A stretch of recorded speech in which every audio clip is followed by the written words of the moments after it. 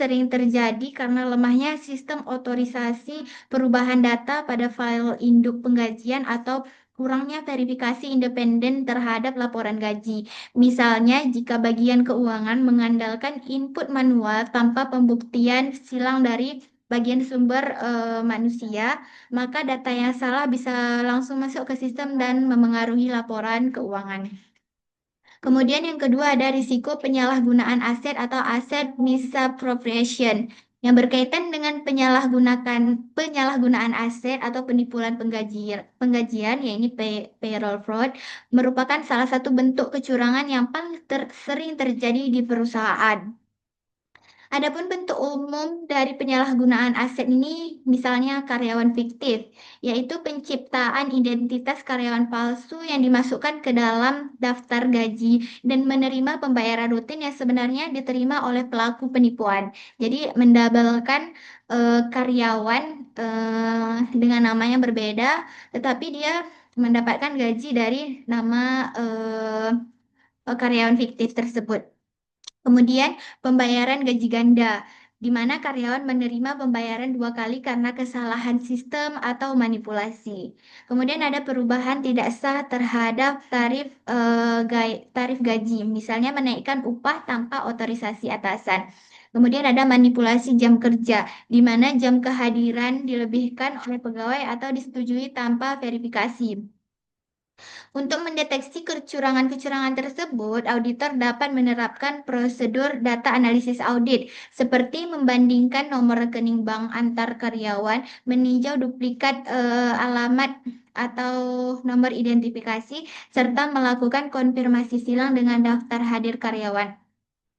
Pengujian analitis juga dapat dilakukan dengan membandingkan tren penggajian dari bulan ke bulan, peningkatan signifikan yang tidak didukung oleh kenaikan jumlah tenaga kerja atau kebijakan gaji dapat menjadi indikasi adanya kecurangan. Kemudian yang ketiga ada risiko kecurangan pelaporan keuangan. Kecurangan ini tidak hanya menyangkut manipulasi pembayaran gaji, tetapi juga menyajikan biaya tenaga kerja yang tidak sesuai dengan kenyataan. Beberapa perusahaan mungkin dengan sengaja menunda pencatatan beban gaji pada akhir periode untuk memperkecil total biaya atau menilai kewajiban pensiun lebih rendah dari nilai yang seharusnya. Kesalahan klasifikasi ini berpotensi besar menyebabkan pengguna laporan keuangan. Oleh karena itu, auditor juga perlu melakukan pengujian pisah batas untuk memastikan bahwa beban dan kewajiban penggajian telah dicatat dalam periode yang tepat serta menilai kewajaran akrual untuk gaji dan pajak yang masih harus dibayar. Kemudian yang keempat ada risiko dari sistem penggajian berbasis teknologi informasi. Nah, adapun risiko dari teknologi informasi penggajian dengan sistem berbasis teknologi informasi yaitu kelemahan dalam sistem dapat dimanfaatkan untuk mengubah data penggajian tanpa sepengetahuan manajemen.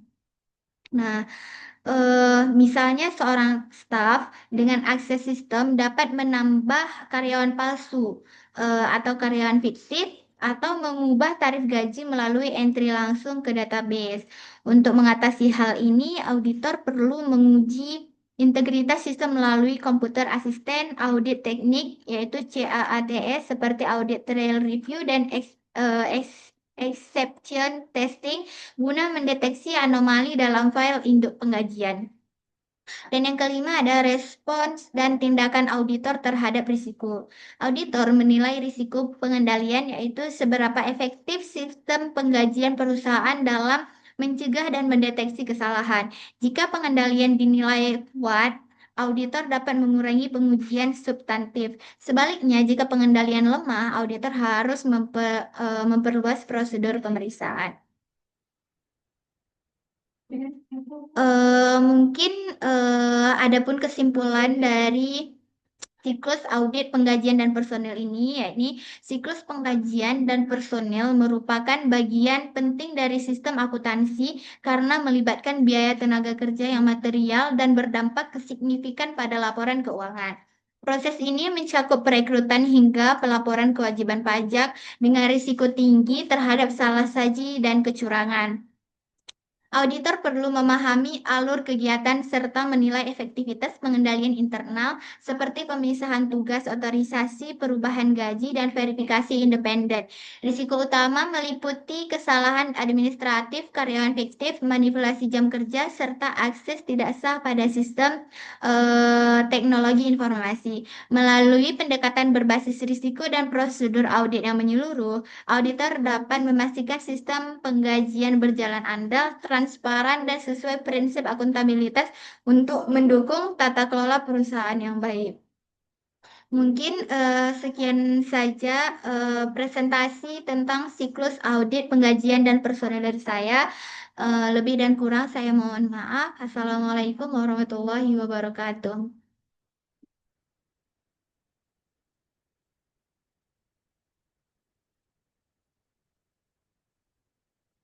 Habis itu kemana ini masuknya?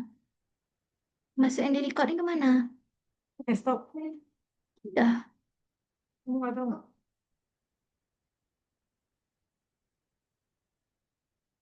Sebelum aku ini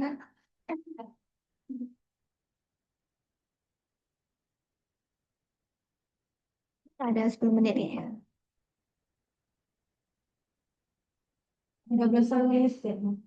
Alhamdulillah, lebih dari yang aku bayangin. Aku bayangin 5 menit cuma aku ngomong.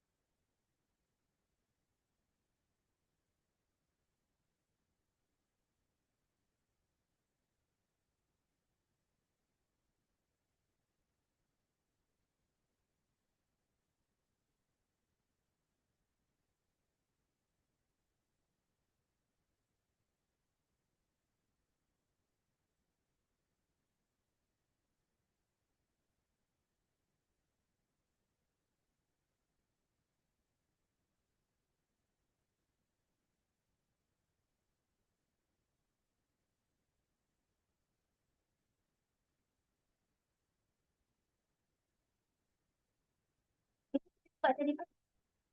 Pak tadi. Pak,